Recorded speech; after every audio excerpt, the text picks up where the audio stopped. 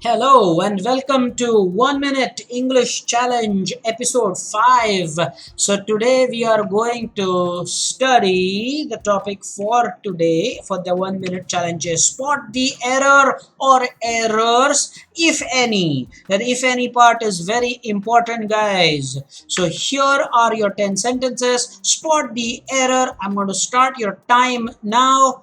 And by the way, it's very important for you to realize that there could be a line which is absolutely right. So your time has started. Enjoy the music, and later we will see the answers.